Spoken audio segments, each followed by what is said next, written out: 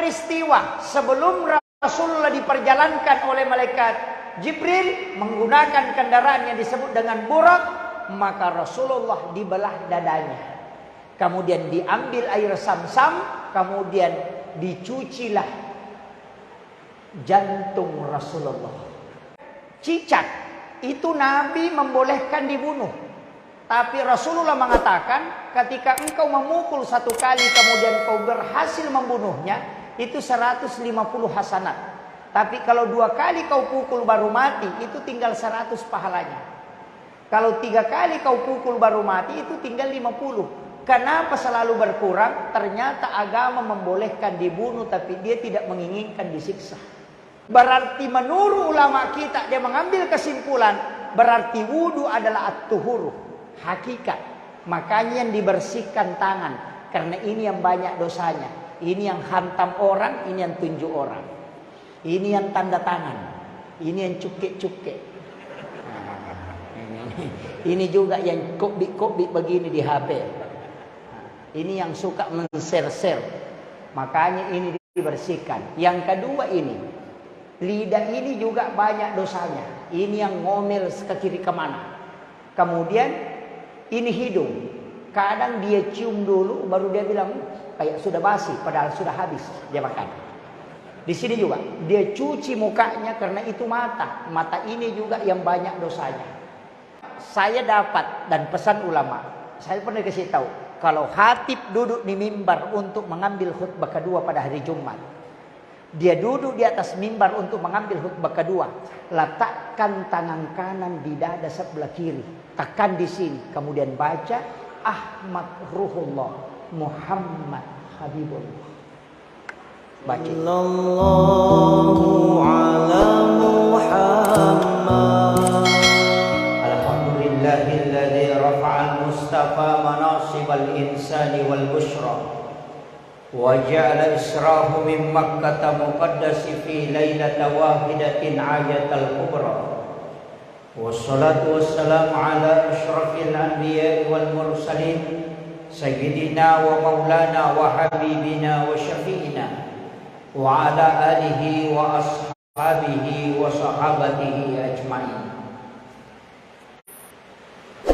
Ma'asyiral muslimin, sidang jamaah peringatan Isra wal Mi'raj yang insyaallah dirahmati dan dimuliakan oleh Allah Subhanahu wa taala. Wabil khusus yang kami muliakan dan kami takzimi Bapak Imam Masjid Al-Azhar Timika serta seluruh pengurus Dewan Kemakmuran Masjid yang kami muliakan, karena menganggap hal ini termasuk perbuatan bid'ah yang menyebabkan orang bisa masuk neraka. Saya hanya mengambil kesimpulan sederhana, orang yang tidak berisra mi'raj itu takut masuk neraka. Sedangkan orang yang berisra mi'raj itu kepingin masuk neraka, masuk surga. Itu aja. Jadi orang yang melaksanakan peringatan Isra Mi'raj, dia berusaha melakukan kebaikan-kebaikan supaya bisa mendapatkan surga kelak. Sedangkan orang yang tidak Isra Mi'raj takut melakukan sesuatu yang bisa menyebabkan dia masuk neraka. Jadi kedua-duanya sebenarnya benar. Satu takut masuk neraka, satu kepingin masuk surga. Mudah-mudahan niat kita semua yang tidak berisra mi'raj tetap tidak masuk neraka, dan yang berisra mi'raj itu tetap masuk surga, insyaallah. Kemudian ada tema yang diangkat panitia, dia mau menjadikan Isra Mi'raj sebagai momen untuk sebagai landasan moral di alam global. Sebenarnya begini,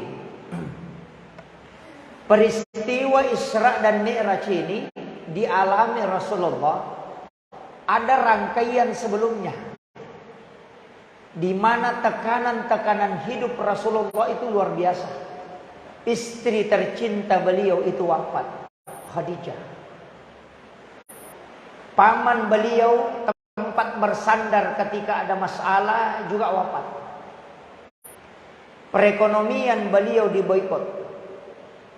Ketika wanita yang paling dia cintai tidak ada di sisinya, dan paman yang selalu membelanya juga tidak ada, ekonominya diboikot dan dipisahkan dengan pengikut-pengikutnya, maka disitulah Allah memanggil Rasulullah. Artinya apa? Ini ada satu hikmah, bahwa ketika orang meninggalkan dunia, dia harus naik mengurusi manajemen langit. Kita tinggalkan manajemen dunia, kemudian kita mendekat ke manajemen langit. Karena kapan manajemen langit yang kita pakai, insya Allah tidak pernah kecewa. Kapan orang kecewa, Pak? Orang kecewa karena dia yang mengatur hidupnya. Tapi kalau dia serahkan kepada Allah, dia tidak pernah kecewa. Maka ini penting. Mulai dari ekonomi yang kita jalankan setiap hari, tidak usah pikirkan. Yang penting berbuat. Kalau sudah buka toko, berdoa, berjualan, laku tidak laku urusannya Allah. Insya Allah tidak pusing. Yang pusing itu yang hitung terus. Menjual hari ini kira-kira berapa untungnya. Itu yang stres. Makanya kita sebenarnya hanya disuruh berbuat dan berdoa. Urusan terakhir serahkan kepada Allah. Semua, Pak. Dai juga begitu. Silahkan Anda ceramah, orang mau ikuti atau tidak ikuti, itu persoalan hidayah. Serahkan kepada Allah. Allah melihat prosesnya.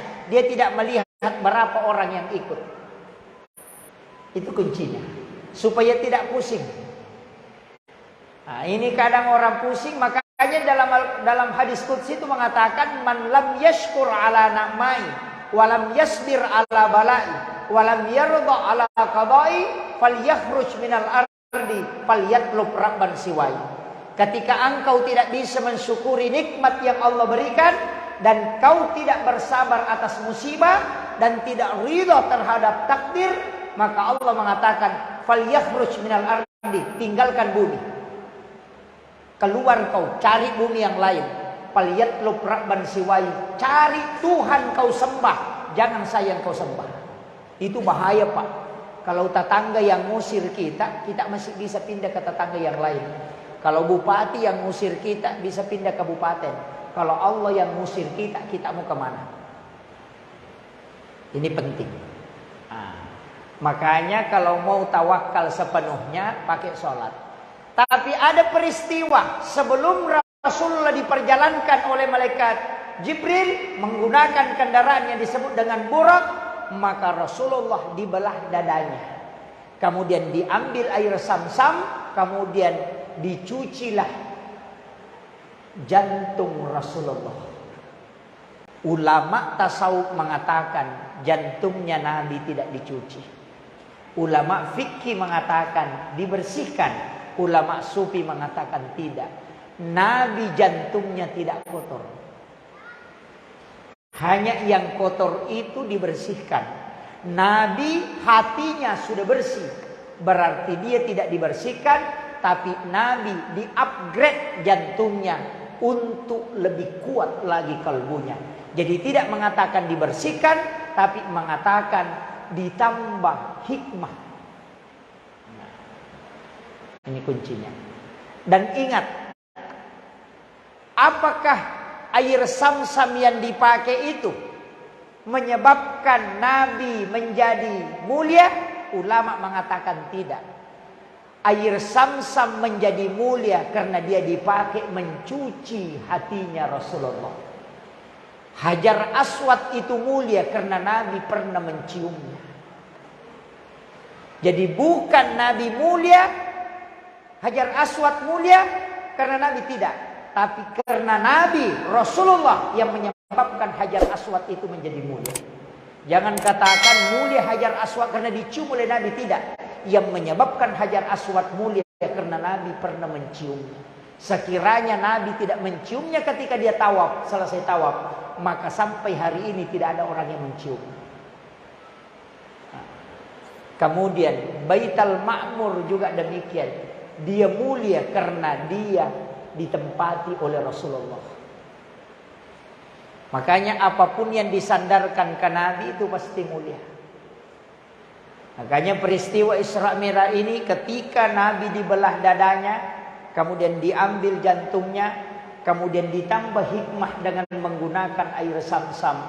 Saya ingin kasih tahu, itulah sehingga orang yang mau sholat itu yang dibersihkan ada 4. Yang pertama an-nadhafah, yang kedua at-tuhur, yang ketiga at-tazkiyah, yang keempat as-sakah. Ini yang 4. An-nadhafatu minal iman, kebersihan adalah sebagian daripada iman. An-nadhafah itu kotoran yang kelihatan oleh mata, sampah. Makanya najis yang melekat pada diri kita bersihkan sebelum sholat. Bersih itu ada 2. Ada bersih karena lahiriahnya, ada bersih karena hakiki. Sama dengan haram. Ada haram li satiha, ada haram li ghairiha. Kalau haram li satiha, bendanya yang haram. Kalau haram li ghairiha, prosesnya. Babi itu haram bendanya. Anjing, darah, bangkai, bendanya yang haram. Tapi kalau ayam itu halal. Tapi kalau ayamnya tetangga, itu haram. Jadi ingat, ada yang karena prosesnya. Nanti ini akan masuk di kajian sebelum sholat. Makanya an-nadhafatu minal iman. Bersihkan semua yang sampah-sampah yang ada pada diri kita. Kotoran-kotoran berupa najis. Itulah sehingga syarat pakaian yang mau dipakai harus suci, bersih dari najis. Yang kedua, bersihnya pakaian dari prosesnya. Ini yang bahaya. Kalau ada baju, kata Nabi, ini hadis sahih. Ketika ada pakaian yang kau beli dengan harga 10 dirham, 9 dirham uang halal, 1 dirham uang haram, kemudian kau pakai sholat, maka sholatmu tidak diterima. Nabi tidak mengatakan tidak sah, tapi dia mengatakan sholatmu tidak diterima. Ini yang bahaya. Makanya Rasulullah itu punya pakaian sholat. Ada riwayat mengatakan 3, ada yang mengatakan 2. Saya cari di dalam buku risalah, ternyata yang benar 3. 2 bajunya Nabi bersamaan dijahit, kemudian ada 1 tambahan sesudahnya. Tapi ada 1 lengan bajunya Nabi itu sudah dipotong. Dia sudah gunting. Kenapa? Rasulullah itu awalnya punya 2 baju sholat. 1 agak pendek, 1 sempurna. Bajunya ini 1 gantian dia cuci. Ketika dia pakai sholat, yang satunya itu dia cuci. Tapi setelah Nabi cuci bajunya 1, kemudian yang satunya dia letakkan di atas tempat tidurnya. Kemudian Nabi berangkat berwudu, pergi berwudu untuk mengambil air wudu. Sepulang dari berwudu, kucingnya tidur di atas lengan bajunya yang terlipat.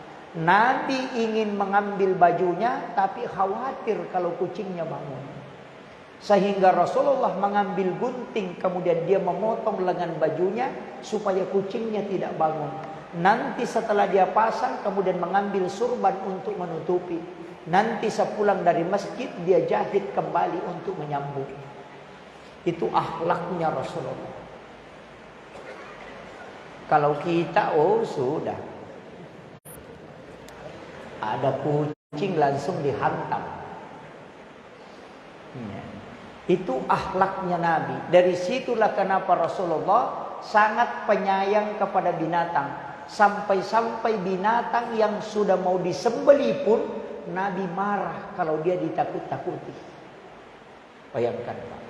Nabi minta pertajam pisau untuk menyembelih binatang.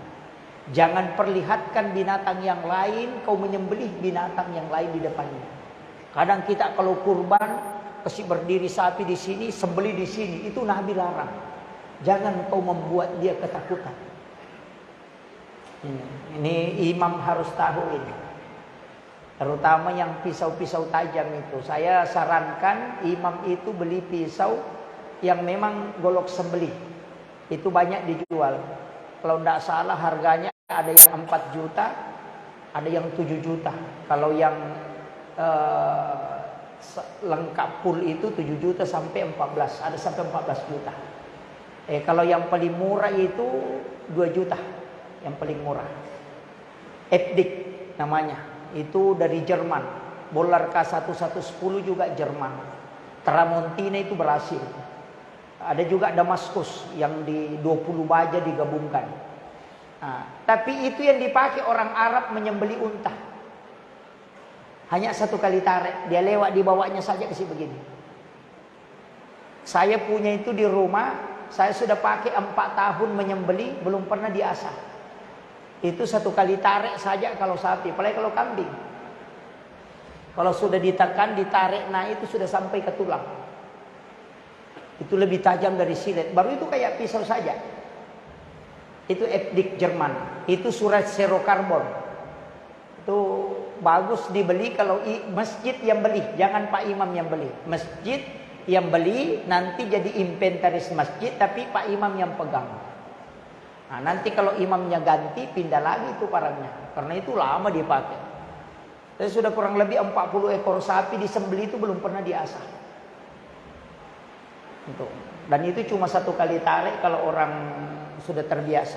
Penting dikasih rapat. Memang itu bunyi kalau ditarik. Itu Epdik. Epdik namanya. Itu buatan Jerman. Atau bolar K1110. Bisa juga pakai Tramontina. Itu kalau makanya kalau imam-imam itu hendaknya beli begitu. Banyak dijual online itu. Cari saja di online itu beli tulis Epdik Jerman. Di situ banyak muncul. Kemudian cicak itu Nabi membolehkan dibunuh. Tapi Rasulullah mengatakan ketika engkau memukul 1 kali kemudian kau berhasil membunuhnya, itu 150 hasanat. Tapi kalau 2 kali kau pukul baru mati, itu tinggal 100 pahalanya. Kalau 3 kali kau pukul baru mati, itu tinggal 50. Kenapa selalu berkurang? Ternyata agama membolehkan dibunuh, tapi dia tidak menginginkan disiksa. Kayaknya ibu-ibu saya kasih tahu, kalau beli ikan masih hidup, jangan dimasak bergoyang-goyang atau dibakar masih bergerak-gerak. Kasih mati dulu itu. Ini ibu-ibu yang banyak ini. Tapi kayaknya ibu-ibu banyak beli bukan lagi ikan hidup, ikan sudah dimasak langsung. itu lagi. Iya. Nah, ini. Kemudian ini baru pakaian. Ini baru pakaian, Pak. Sumbernya pakaian periksa baik-baik. Apakah pakaian itu betul-betul dari sumber yang bagus? Makanya kalau ada hadiah caleg, jangan dulu dipakai sholat lah. Kecuali sedekah. Kan beda. Ada yang beda itu. Ketika dia katakan begini, ini ada baju atau ini ada sarung, saya maju dia menjadi caleg, ingat, coblos nanti nomor sekian. Wah, itu sogokan itu. Tapi kalau dia bilang, ini saya punya sedekah, saya punya hajat, mohon doakan. Semoga saya bisa terpilih menjadi anggota DPRD. Maka itu bukan sogokan, tapi itu adalah sedekah. Minta doa terhadap sedekah itu. Pisahkan ya. Jangan semua pemberian caleg dibilang sogokan. Oh enggak. Tapi kalau serangan pajar, wah itu sudah jelas. Nah, ini yang serangan pajar itu sudah jelas. Tapi ingat, orang yang disogok dan menyogok itu tidak berdosa. Enggak. Saya sudah cari-cari hadisnya enggak dapat. Kalau apakah orang disogok dan menyogok itu berdosa? Enggak. Yang ada hadisnya itu ar-ra'si wal murtasi finnar. Orang yang disogok dan menyogok keduanya masuk neraka. Tidak berdosa itu. Masya Allah. Iya. Iya. Kalau berdosa bisa bertaubat toh. Nah itu. Kenapa Allah murka pada orang yang disogok dan menyogok? Karena Allah yang kasih kita hidup. Allah yang menjaga kehidupan kita. Dia berikan oksigen gratis, nitrogen juga gratis. Kesehatan jantung yang selalu berdetak tidak pernah berhenti. Tiba-tiba ada yang kasih uang hanya sekian, langsung kita nurut ke sana. Allah pasti murka. Dari situlah kenapa dia berikan balasan neraka kepada orang yang mau menerima sogokan dan orang yang menyogok. Hati-hati, tapi tidak ada di sini, bisa aja. Tapi kayaknya datang ke sini tadi ya. Ada, insya Allah ini penting. Cuma ada di dalam kitab Fathul Mu'in itu bahwa boleh menggunakan money politik ketika agama diperjuangkan. Misalnya ada dua orang mau maju pemimpin, ini satu kalau maju pasti kampung ini rusak karena kejahatannya. Kalau ini ulama misalnya, dia pasti memperbaiki kampung. Jika harus dibayar kemudian dia bisa naik, maka bayar. Itu bukan sogokan, tapi itu mempertahankan agama. Itu ada kajian ulama seperti itu. Tapi kalau dua-duanya Islam, jangan pakai itu. Nah, ini harus ditahu. Jangan sembarang juga pakai hukum. Kemudian ini pakaian. Makanya saya mengatakan begini, bikin satu pakaian atau dua. Pakaian itu khusus nanti dipakai kalau mau sholat. Selesai sholat, buka baju itu, jangan pakai tidur, jangan pakai jalan kaki kemana-mana, tapi simpan. Nanti mau sholat kembali baru dipakai. Maka pakaian yang seperti itu akan membantu kita khusyuk dalam sholat. Itu kuncinya. Masalahnya biasa perempuan di kampung saya, bukan di sini, di kampung saya. Ia matoro daster na pake mak bajabale, ia matoro na pake mas susu pusa, itu juga yang dipakai lap ingusnya, itu juga na pakai mencuci, itu juga na pakai ngapel, itu juga na pakai pergi menyapu, itu juga na pakai pergi membersihkan semua tempat-tempat kotor. Tiba waktu sholat, dia berwudu, tidak diganti bajunya, cuma dilapisi dengan talkum. Padahal bajunya itu dia malu pakai ke pasar. Tapi dia tidak malu pakai berhadapan dengan Allah. Ini yang bahaya. Ulama kita mengatakan, kalau ada pakaianmu kau malu pakai ketemu Pak Bupati, mestinya kau lebih malu pakai pakaian itu ketemu dengan Allah. Makanya kalau baju sholat, jaga betul-betul. Ini baru baju. Yang kedua ini kan an-nadhafah. Yang kedua at-tuhuru satrul iman. At-tuhuru itu masuk wudu. Karena wudu itu tidak membersihkan najis. Ingat, wudu itu tidak membersihkan najis. Artinya, kalau najis ada di tangan kita, mestinya dibersihkan dulu najisnya, baru berwudu. Dan orang yang sudah berwudu kena najis, wudunya tidak batal. Cuma tidak boleh sholat selama najis itu ada. Makanya orang yang sudah berwudu kemudian injak tai ayam, maka bersihkan tai ayamnya, tidak usah diulang wudunya. Kan begitu. Berarti menurut ulama kita, dia mengambil kesimpulan, berarti wudu adalah at-tuhuru, hakikat. Makanya yang dibersihkan tangan, karena ini yang banyak dosanya. Ini yang hantam orang, ini yang tunjuk orang. Ini yang tanda tangan, ini yang cukik-cukik. Ini juga yang kobik-kobik begini di HP. Ini yang suka men-share-share. Makanya ini dibersihkan. Yang kedua ini, lidah ini juga banyak dosanya. Ini yang ngomel ke kiri kemana. Kemudian ini hidung. Kadang dia cium dulu, baru dia bilang kayak sudah basi, padahal sudah habis dia makan. Di sini juga dia cuci mukanya karena itu mata. Mata ini juga yang banyak dosanya. Kemudian kepala diusap, itu pikiran, telinga, pendengaran. Semua yang tersentuh dengan dosa, maka itulah yang dibasuh. Maka dia mengatakan wudu itu adalah kesucian, bukan kebersihan biasa. Sehingga dia mengatakan begini, ulama sufi ini mengatakan, ketika wudumu kau sudah pakai berbohong, itu sudah kotor, jangan kau pakai sholat. Ini ulama sufi. Jadi kau pura mau pakai mak beli jenekmu aja mau pakai mas sempajang. Kalau kau sudah pakai marah-marah wudumu, tidak usah pakai sholat, karena itu sudah kotor. Memang ulama sufi begitu Pak. Ulama tasawuf itu kalau singgah di warung, bayar dulu baru makan.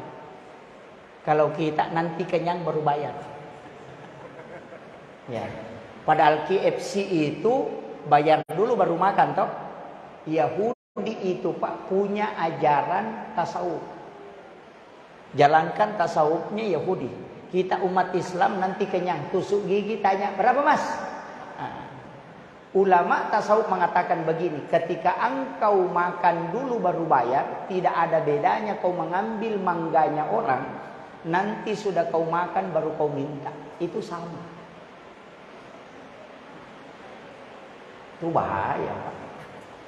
Nah, ini jangan coba-coba singgah terus di warung ya.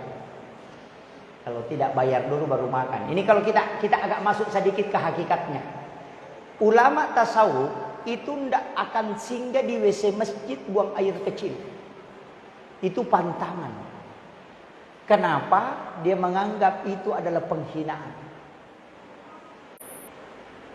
Kalau ulama fikih, Imam Asy-Syafi'i, saya baca kitabnya, orang yang singgah di WC masjid buang air kecil, buang air besar itu makruh hukumnya. Makanya kalau mau tinggalkan tempat itu berwudu dulu supaya kau melakukan sunnah untuk menutupi yang makruh.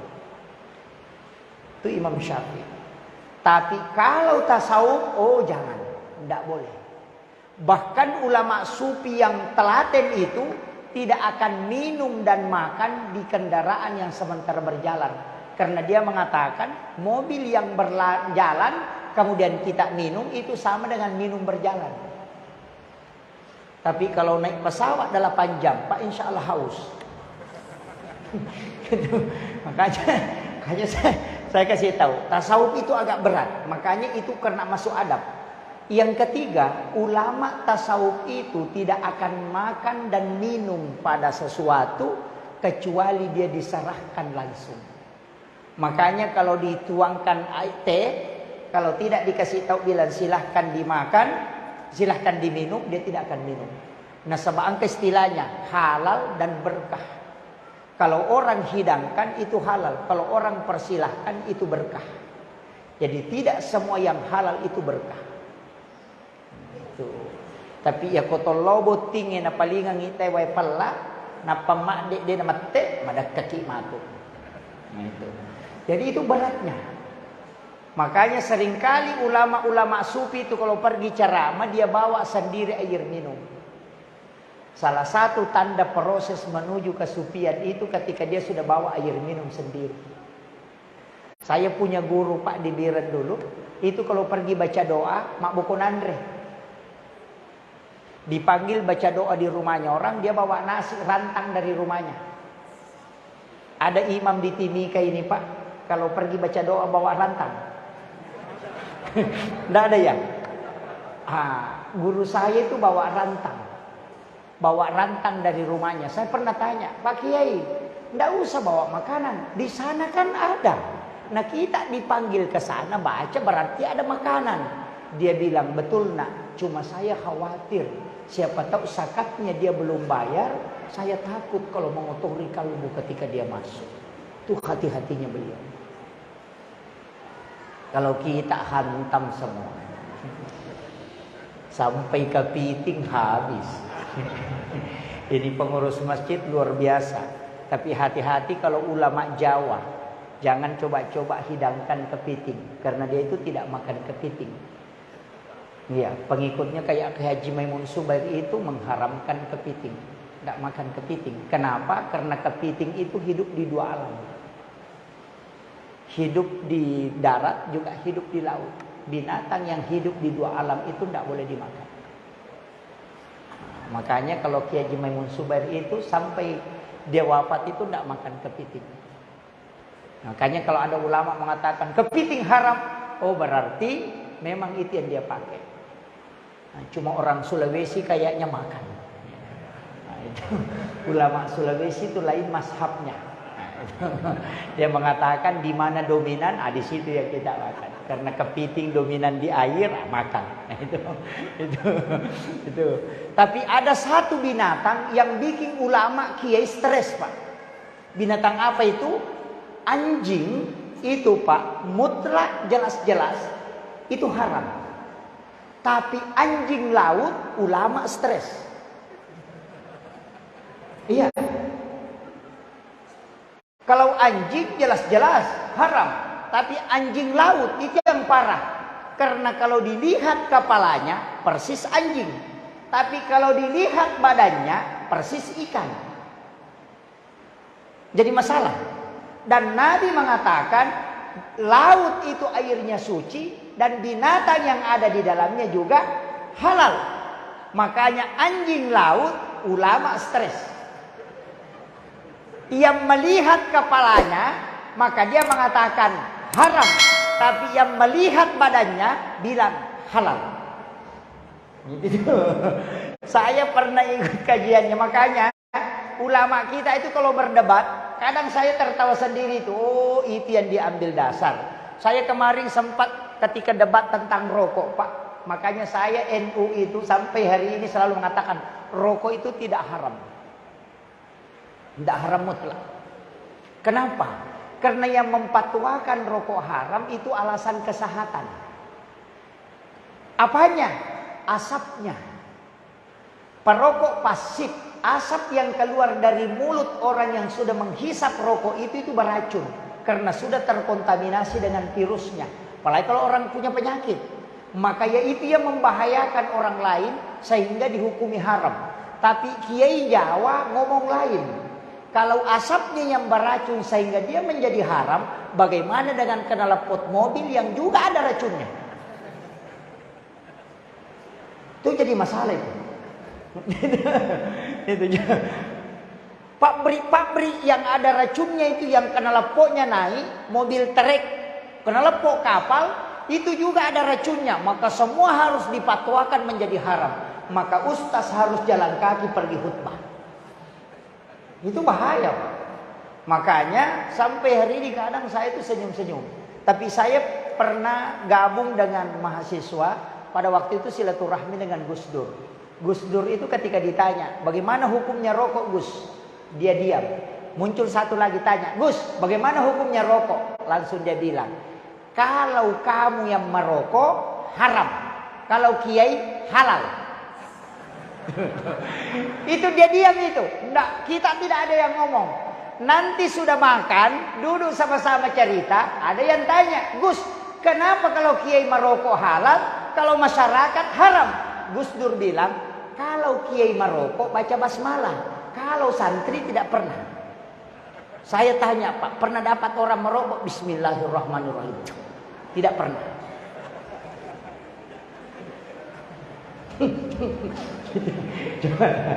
Itu Gus Dur itu luar biasa. Dia bilang kalau kiai itu baca basmalah, kalau kamu tidak pernah. Coba periksa. Saya betul, Pak, bolak-balik waktu kuliah ke Makassar, semua sopir mobil yang merokok tidak ada basmalah. Habis 2 bungkus tidak ada basmalah. Saya bilang betul kata Gus Dur ini. Ternyata yang perokok juga di Timika saya perhatikan juga tidak basmalah. ini.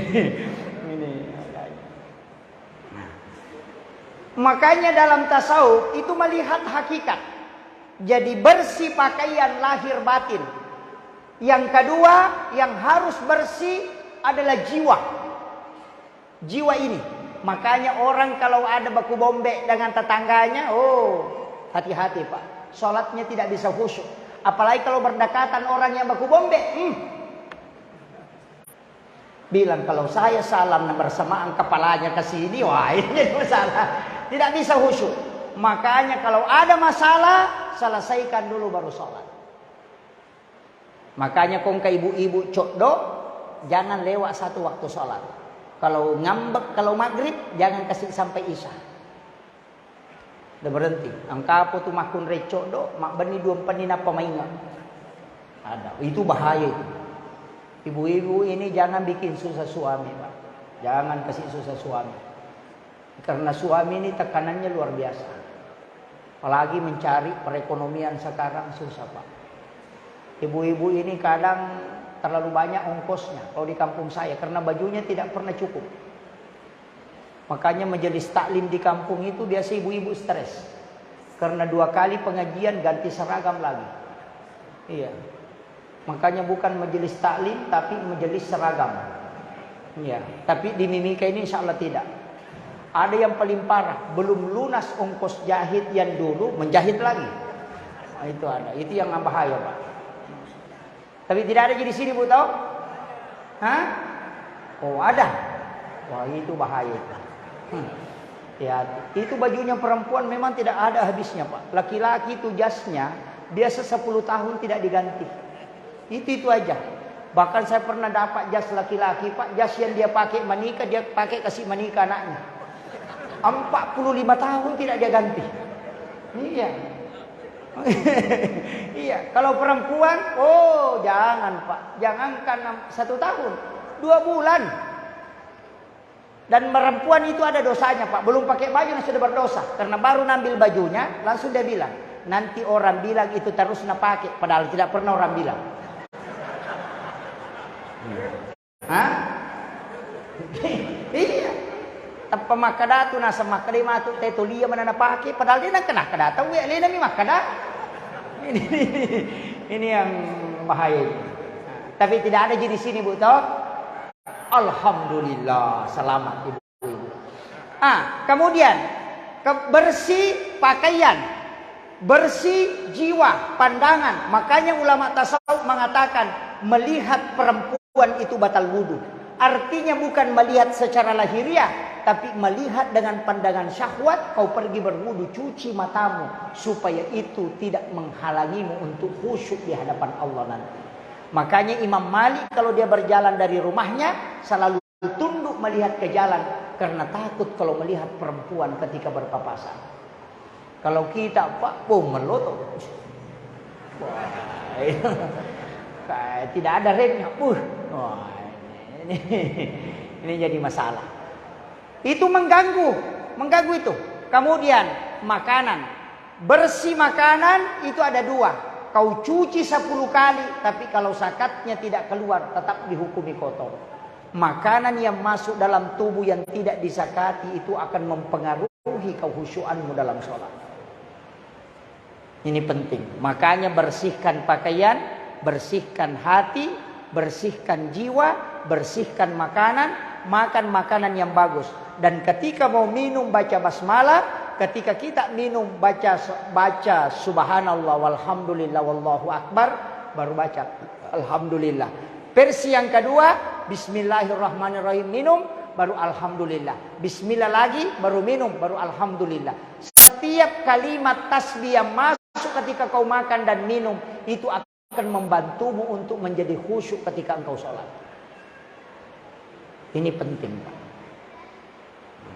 Cuma kadang kita kalau minum 1 kali angkat, langsung bismillahirrahmanirrahim. Saya pernah dapat orang minum, Pak, botolnya diangkat, mulutnya saja yang goyang. Itu saya bilang pengalaman juga. Setengah botol habis itu cuma gerak-gerak saja. Saya bilang itu yang tidak boleh. Sama gitu perempuan kalau makan tidak boleh mengangkat bibirnya. Kalau mengunyah, tak boleh membuka, tak boleh buka. Itu tidak boleh. Kalau makan, menutup bibir, kemudian mengunyah itu. Kalau laki-laki boleh terbuka. Itu hikmahnya Nabi larang gitu. Wanita kalau makan, pada saat membuka, menyuap, terbuka mulutnya. Tapi kalau mengunyah, tutup mulut. Begitu, Ibu. Ini. Kenapa? Karena itu caranya supaya suaminya pengantin baru setiap malam. Itu hikmahnya. Sudah mengerti? Bibir perempuan itu terkoneksi dengan bibir yang satu. Itu baru mengerti dia. Lambat betul. Ini itu hikmahnya. Makanya ada beberapa hikmah itu. Apalagi kalau orang cari rezeki. Jangan coba-coba gunakan pakaian yang sementara dipakai sebagai lap. Jangan. Kadang handphone itu dilapkan di baju. Kacamata itu diambil baru dilapkan begini. Itu akan menolak rezeki selama 40 hari. Jangan coba-coba. Apalagi pakaian yang sudah dipakai. Alasan mau dicuci. Kemudian dijadikan lap. Pantangan betul itu. Kemudian jangan membuat pakaian itu bermalam di luar rumah. Pakaian yang dicuci jangan coba-coba kasih bermalam di luar rumah, karena itu jin akan tempati. Dari situlah biasa ada orang sakit dadanya kemudian mati. Mengatakan mempedi merona na mati, itu jin pakaian. Itu bahaya, Pak. Bahkan ada saya dapat riwayat bahwa sebaiknya pakaian yang sudah bermalam di luar rumah itu dicuci kembali sebelum dipakai. Termasuk pakaian yang tergantung di dalam kamar bermalam 2 malam 3 malam itu harus dikibaskan sebelum dipakai. Karena itu ditempati jin. Nah, ini yang bahaya. Kadang ada pakaian Pak 1 bulan di situ tergantung. Nareko makun rekut tuh. Kemudian makanya Nabi itu tidak banyak bajunya. Baju besi, baju yang dipakai sehari-hari, baju sholatnya 3. Baju besinya Nabi nanti itu kan digadaikan. Nabi melakukan perjalanan. Saya sudah bahas tadi di sana bahwa Nabi itu dari Makkah ke Madinah. Dari Madinah ke Bukit Tursina. Dari Bukit Tursina baru ke Baitul Lahmi. Baitul Lahmi baru ke Masjidil Aqsa. Nabi menjadi imam di Masjidil Aqsa. Seluruh Nabi dan Rasul menjadi makmum di belakangnya. Kalau ada imam Pak, nah yang makmum orang mati di belakangnya, bagaimana kira-kira? Rasulullah yang jadi makmum di belakangnya adalah para Nabi yang sudah wafat setelah. Kecuali ada Nabi yang tidak wafat, yang turun ke situ. Nabiullah Isa alaihissalam. Yang diangkat ke langit kedua. Rasulullah naik, ketemu Nabi Adam, ketemu Nabi Yahya, ketemu Nabi Idris, ketemu Nabi Yusuf, kemudian ketemu Nabi Harun, kemudian ketemu Nabi Musa, di langit ke-7 ketemu Nabi Ibrahim, langsung ke Sidratil Muntaha. Jibril tidak bisa mendampingi. Naiklah Rasulullah ketemu dengan Allah. Apa ucapannya Rasulullah? At-tahiyyatul mubarakatus salawatut thayyibatu lillah. Kemudian Allah menjawab, Assalamu alayka ayyuhan nabi wa rahmatullahi wa barakatuh. Di situ Nabi sujud tersungkur. Karena Allah menjamin Assalamu alayka ayyuhan nabi wa rahmatullahi wa barakatuh. Tapi di dalam sujudnya Nabi kembali mengingat umatnya. Sehingga dia bangkit kemudian memohon kepada Allah. Assalamu alayna wa ala ibadillahi sholihin. Allah masih mengingat kita. Nabi mengingat kita. Coba. Rasulullah mengingat itu. Seandainya ketika Allah mengatakan Assalamu alayka ayyuhan nabi wa rahmatullahi wa barakatuh, baru Nabi mengatakan Alhamdulillah, kita tidak ikut. Tapi Rasulullah tidak. Dia sujud memohon kepada Allah. Apa yang dia minta? Assalamu alayna, keselamatan atasku. Wa ala ibadillahi sholihin. Itu Rasulullah. Setelah itu Rasulullah turun, ketemu Nabi Ibrahim. Disitulah menerima perintah sholat. Ketika ketemu Nabi Ibrahim, ditanya sama Nabi Ibrahim, apa yang kau bawa Muhammad? Ini Nabi Ibrahim Pak bertanya lain-lain. Mestinya dia tanya, apa yang kau lakukan di hadapan Allah? Tapi apa yang dia tanyakan? Apa yang kau bawa? Nabi mengatakan sholat. Berapa? 50. Tapi memang begitu kayaknya Pak. Kalau orang Indonesia ke Malaysia, di sana ditanya, kau bawa apa? Baje. Kalau orang Malaysia ke Indonesia, dia bawa apa? Milo. Orang dari umrah pulang dari umrah tidak ditanya bagaimana tawafmu, bagaimana sa'i. Yang ditanyakan apa yang dia bawa? Sajadah, kurma, cilah. Itu tulian ni ronaku tanang. Aga na bawah, di nakada aga mu pigau. Dan dari situlah dikatakan salat adalah oleh-oleh. Makanya Nabi Ibrahim bertanya, apa yang kau bawa Muhammad? Salat. Berapa? 50. Nabi Ibrahim mengatakan, saya titip salam, mohon doakan aku. Makanya dari situlah ada kalimat kama shallaita ala Ibrahim. Tapi Nabi Ibrahim janjikan, saya akan memberikan syafaat pahala untuk umatmu Muhammad yang melakukan itu. Nah, itu sepat pahalanya Nabi Ibrahim banyak sekali dari garam itu. Karena dia yang bersedekah garam. Makanya tidak ada orang di dunia tidak makan garam. Itu sedekahnya Ibrahim. Kemudian turun Rasulullah, ketemu Nabi Musa. Nabi Musa di langit ke-6. Nabi Musa itu ketika Rasulullah ketemu menangis Nabi Musa. Kenapa? Dia bilang, kok ada Nabi junior belakangan tapi lebih banyak pengikutnya yang selamat masuk surga. Dan dia bisa melewati saya.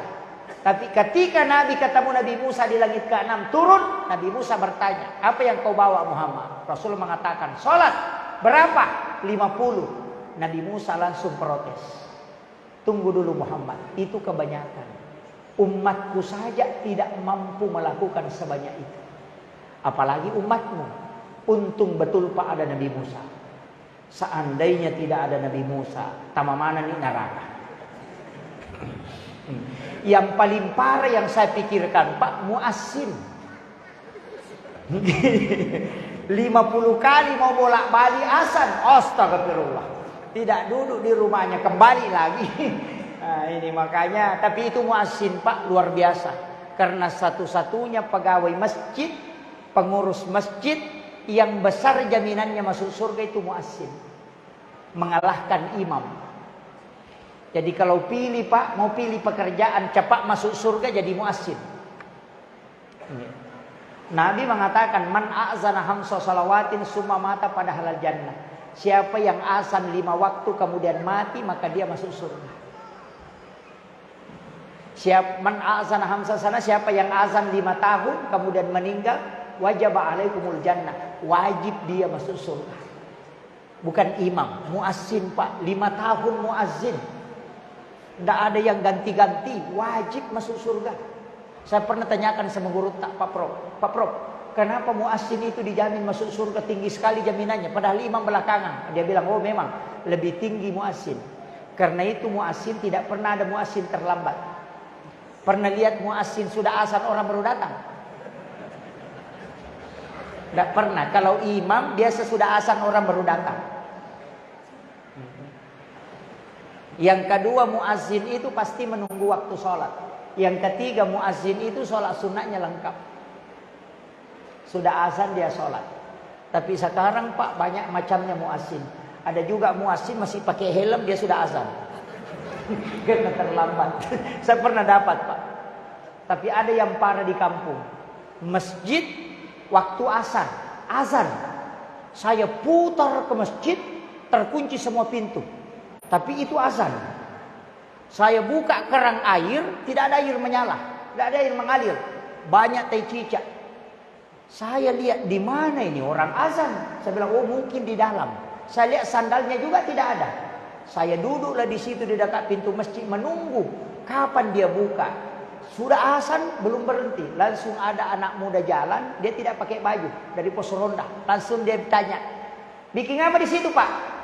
Saya bilang sama sholat. Tadi sudah azan dan tidak, ini masjid terkunci. Dia bilang, oh memang dikunci Pak. Nanti maghrib baru buka. Saya bilang ada orang azan tadi. Dia bilang tidak. Itu kabalnya menara dia sambung ke rumahnya. Ternyata dia azan di rumahnya, sambung ke menara. Saya bilang ini juga masjid kita apalagi ini dibangun lagi. Saya selalu kasih tahu, usahakan ada uang kita masuk kalau membangun masjid, biar tidak banyak. Orang yang paling beruntung yang ada bangunannya di masjid itu. Ustaz itu Pak paling belakangan masuk surga. Bisa paling belakang. Karena datang ke masjid ceramah ambil uang masjid. Yang bahaya. Iya. Itu bahaya. Saya pernah ditegur sama guru tak. Makanya saya kalau dipanggil ceramah Pak itu tidak pernah berangkat 2 orang 3 orang. Guru tak bilang, hei kalau dipanggil kau ceramah kau sendirian jalan. Kalau kau bertiga, 3 jadi ongkosi, 1 yang ceramah. Yang 2 itu makan uang masjid. Itu pesannya guru tak. Makanya saya hati-hati betul ini. Ini berat. Makanya paling bagus itu Pak, kalau ada penceramah diambil kalau Ramadan, ada imam kita kontrak kalau Ramadan, jangan ambil uang saldo masjid. Caranya bikin amplop bagikan ke jamaah. Tulis memang di situ untuk impak untuk imam tarwi dan penceramah. Itu saja yang dipakai. Jangan gabungkan dengan uang masjid. Karena di dalam uang masjid itu ada uangnya anak yatim, ada uangnya fakir miskin. Dia ingin melihat masjidnya bagus, padahal dia butuh juga membeli beras. Tapi dia sedekahkan. Datang ustaz, dikasih, dia belikan bakso. Wah, ini yang pahala. Itu teguran ulama kita itu luar biasa, Pak. Makanya saya selalu sampaikan di masjid dekat pondok saya itu, saya selalu kasih begitu. Setiap imam tarwi dengan saya memang bagikan amplop. Saya tulis namanya Haji Anu, saya kasih. Nanti datang di masjid dibaca Haji Anu 5.000, pasti malu dia. Masa Haji Anu 5.000? Karena kadangkala juga kalau karena Allah yang memanfaatkan yang si kikir ini. Karena Allah betul. Nah, ini betul. Ini makanya ada metode itu yang kita bisa pakai. Kemudian Rasulullah ketemu Nabi Musa. Nabi Musa mengatakan, Muhammad, kau naik minta kepada Allah. Naiklah Rasulullah, dikurangi 5. Dengan penuh gembira Rasulullah turun. Ketemu Nabi Musa lagi. Nabi Musa katakan, berapa Muhammad? Rasulullah mengatakan, sudah dikurangi 5 Musa. Nabi Musa mengatakan, itu masih banyak. Naik kau lagi minta kurang. Naik lagi Rasulullah minta, dikurangi lagi 5. Turun lagi tinggal 40. 9 kali Nabi bolak-balik, tinggal 5. Nabi Musa mengatakan, tanya, Muhammad, berapa lagi? Rasulullah mengatakan, tinggal 5 Musa. Nabi Musa bilang, naik kau lagi minta. Rasul berpikir, setiap saya 1 kali naik dikurangi 5. Ini tinggal 5. Kalau saya naik berarti habis. Maka wajar Nabi tidak naik. Rasulullah mengatakan, ya Musa, aku berat dan malu di hadapan Allah. Coba, apa kata Nabi Musa? Ini kalimatnya Nabi Musa yang saya dapat Pak di kitab. Apa kata Musa? Ahmad Ruhullah, Muhammad Habibullah. 2 kalimat ini yang sangat dalam maknanya Pak. Nabi Musa mengatakan Ahmad Ruhullah. Itu akalnya Nabi Musa. Karena Nabi Musa tidak pernah melihat Allah di dunia. Hanya mendengarkan kalimat-kalimatnya Allah. Tapi dia tidak pernah melihat wajah Allah. Rasulullah ketemu langsung dengan Allah. Makanya dia mengatakan Ahmad Ruhullah. Di dalam nurnya Muhammad aku bisa melihat nurnya Allah. Itulah yang dinikmati Nabi Musa karena Nabi bolak-balik. Cucu kita Pak, kalau kita sangat sayang, kita senang kalau dia bolak-balik. Diakali supaya dia tidak pulang. Dikasihlah kue, dikasihlah ini. Itu caranya Nabi Musa mengakali Rasulullah. Supaya dia menikmati betul wajahnya Rasulullah dengan melihat cahaya Allah di situ. Yang kedua, Nabi Musa mengatakan, Muhammad Habibullah. Betul Muhammad, engkau adalah kekasihnya Allah. Kami Nabi yang bicara langsung dengan Allah. Semua Nabi sudah dikasih aturan oleh Allah. Tidak ada yang tawar kecuali engkau. Coba. Nabi Ibrahim diberi syariat, langsung dia terima. Karena Allah sudah bilang, sekian dia terima. Nabi Musa dikasih tahu, sekian dia terima. Suruh puasa, sekian dia terima. Rasulullah dikasih 50, dia tawar sampai kurang. Sehingga Nabi Musa mengatakan, Muhammad Habibullah, engkau betul kekasih Allah. Karena begitu sayangnya Allah kepadamu, aturan yang dia sudah tetapkan dia kurangi atas permintaanmu terus. Ini Pak. Untung ada Nabi Musa. Tapi apa hikmahnya Pak? Saya dapat dan pesan ulama. Saya pernah kasih tahu. Kalau khatib duduk di mimbar untuk mengambil khutbah kedua pada hari Jumat. Dia duduk di atas mimbar untuk mengambil khutbah kedua. Letakkan tangan kanan di dada sebelah kiri. Tekan di sini. Kemudian baca Ahmad Ruhullah, Muhammad Habibullah. Baca. Kalau engkau akan mendapatkan syafaatnya Rasulullah. Sudah hafal Pak? Ahmad Ruhullah, Muhammad Habibullah. Setelah itu Rasulullah turun, ketemu Nabi Adam. Nabi Adam yang kasih doa, fil alamina innaka hamidun majid. Maka sempurna. Tapi setelah Nabi turun ke bumi, sholat 2 hari menangis. Kenapa menangis? Dia ingat yang dikasih. Bayangkan menghadap ke Pak Gubernur, dikasih bantuan 50 miliar, tapi dikurangi, tinggal 5 miliar yang sampai. Nabi menangis karena mengingat ibadah yang dia senangi itu dikurangi. Tapi datanglah malaikat Jibril mengobati Rasulullah. 50 rakaat tinggal 17 rakaat, 5 kali dikerjakan. Setelah Nabi meneteskan air mata, Jibril datang membisik. Engkau diberi zikir Subhanallah 33, Alhamdulillah 33, Allahu Akbar 33. Kenapa 33? 17 rakaat ditambah 33 itu 50 jumlahnya.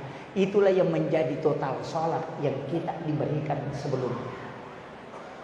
Makanya ulama kita mengatakan zikir yang sesudah sholat 33 jangan ditambah, jangan dikurangi, karena itu yang menyempurnakan rakaat sholat yang ditinggalkan oleh Rasulullah.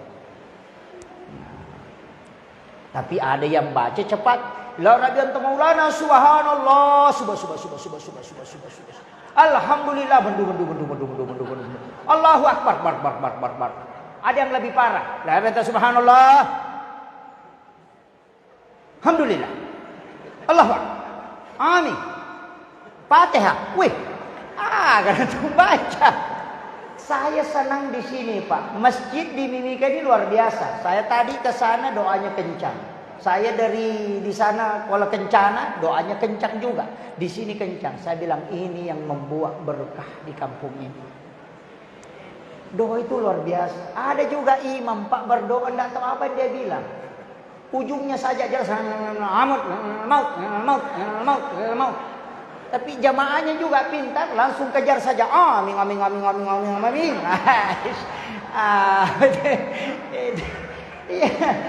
Ada juga yang begitu.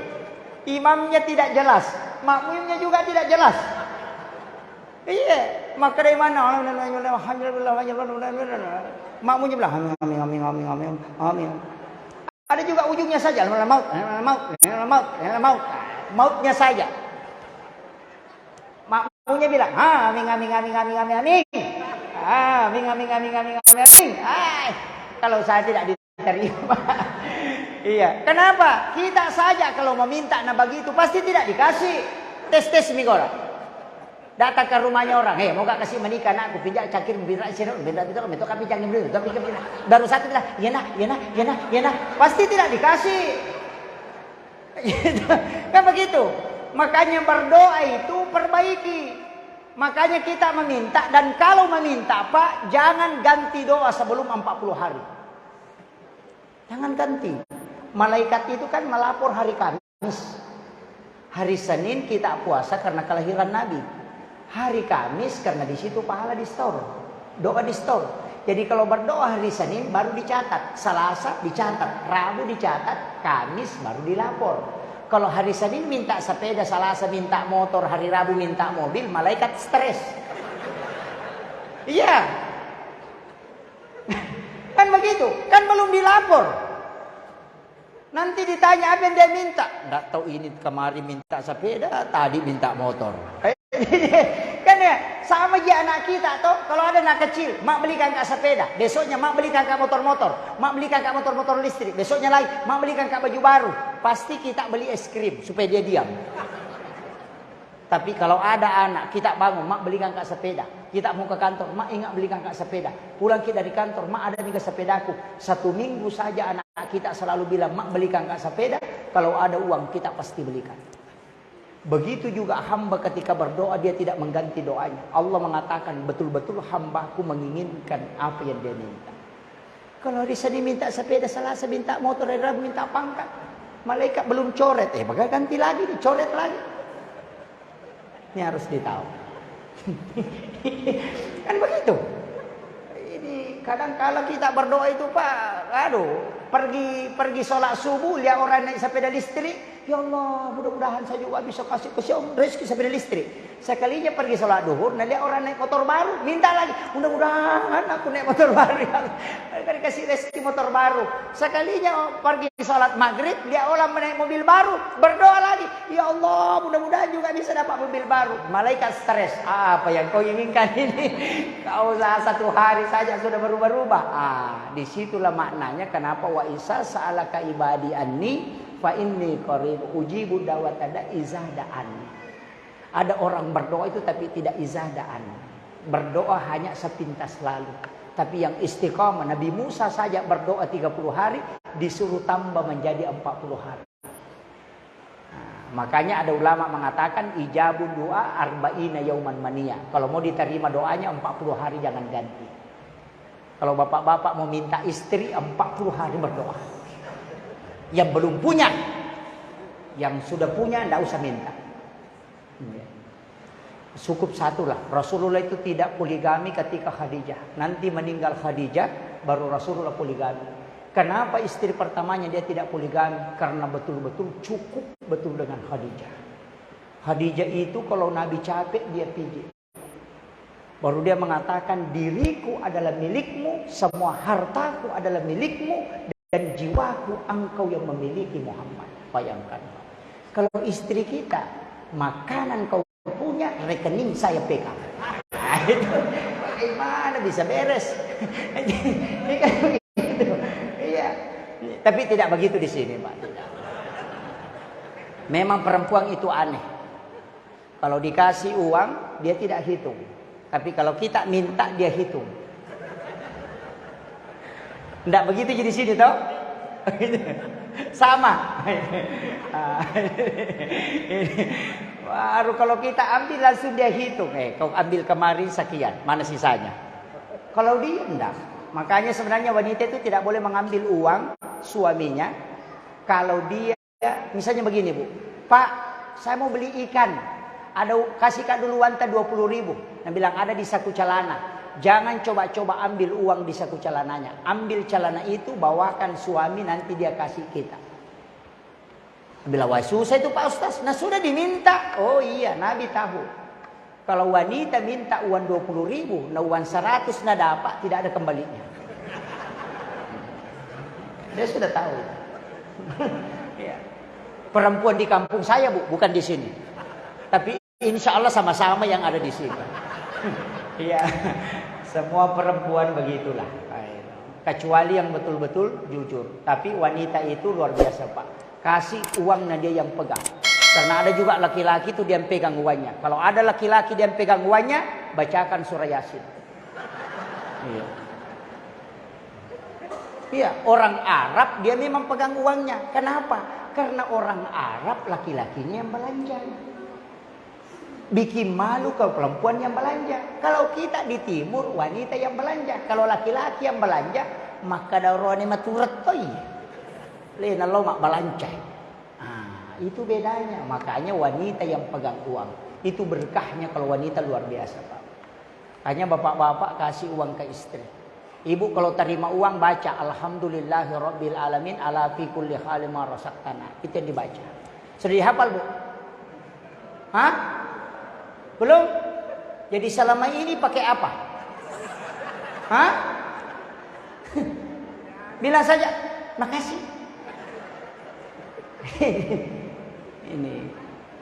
Ada doa-doa itu Bu yang tidak boleh perempuan tinggalkan sebenarnya. Ada beberapa doa itu yang tidak boleh. Terutama doa ketika suami datang ke rumah. Suami itu harus didoakan. Karena yang doanya lebih cepat itu perempuan. 3 kali lipat lebih cepat doanya perempuan dibanding laki-laki.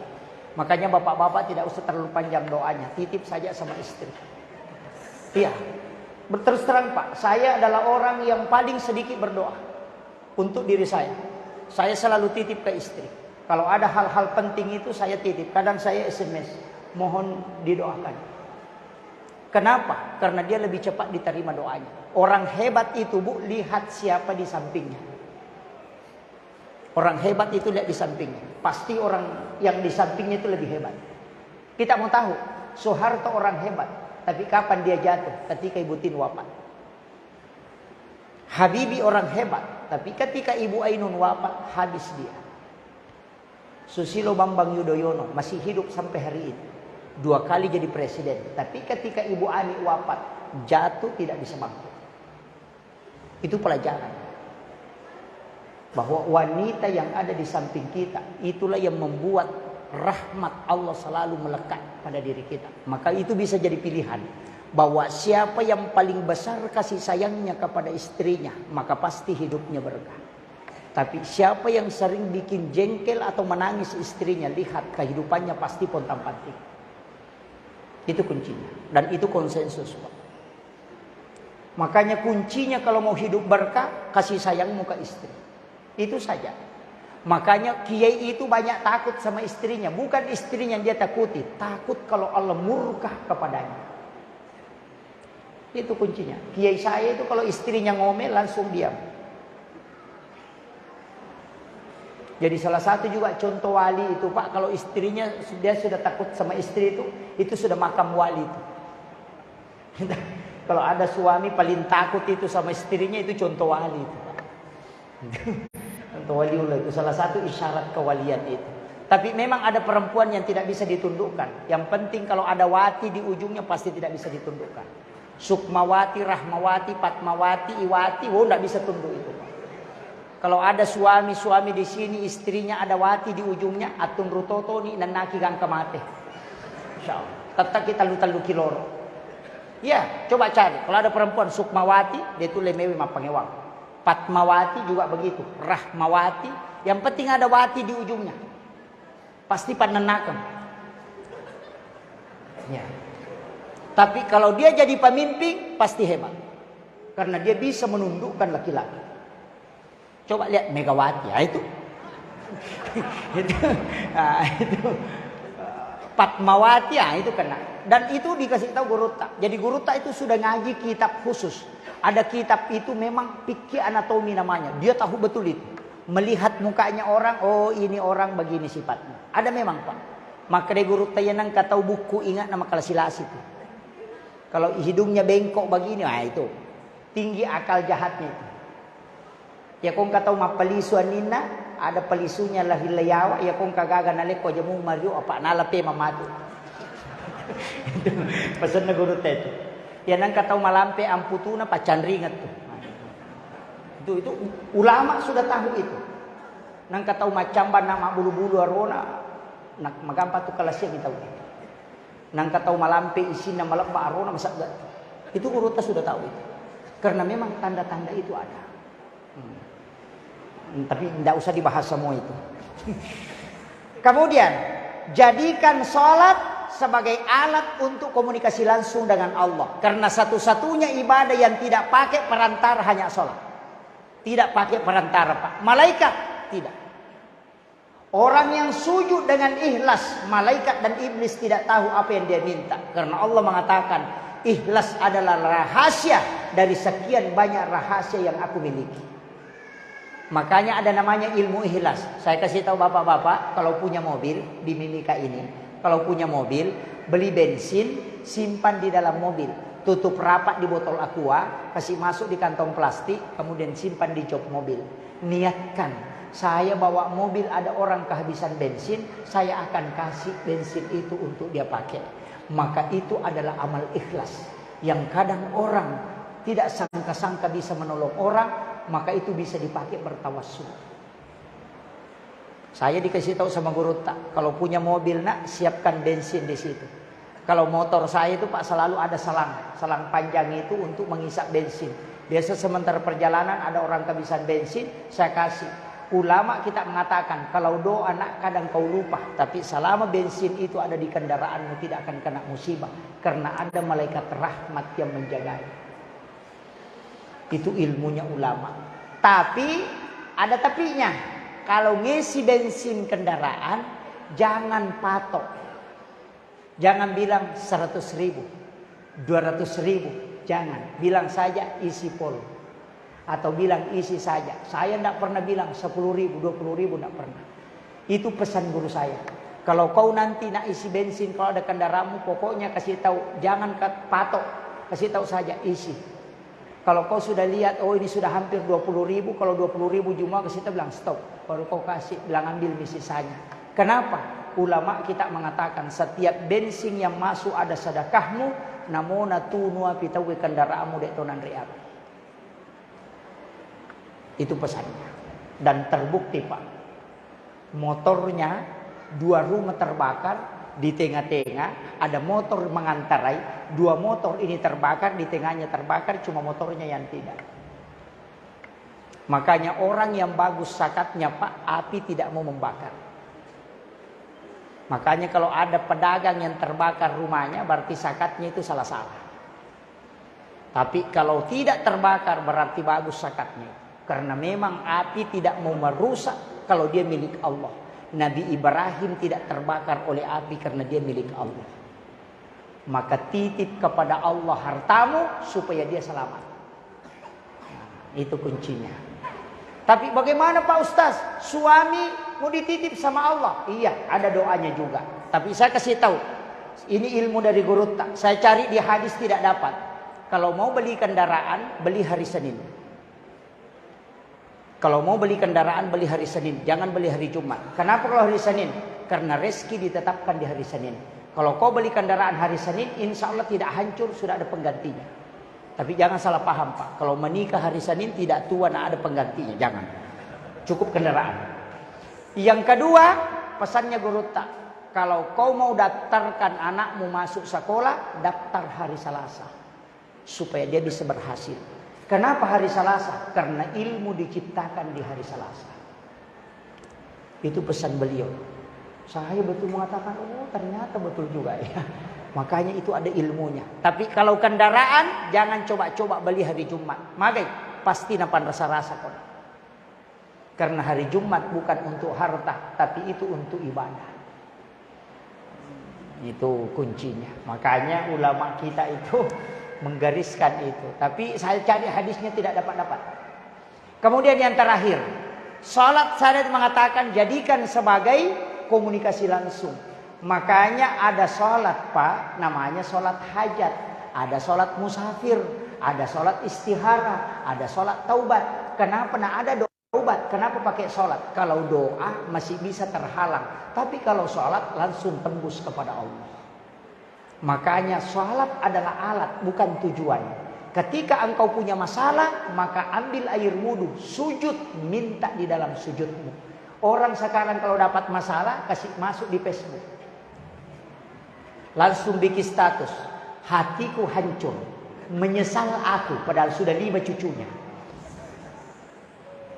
Datang orang yang suka mengganggu, bikin komentar, sabar say.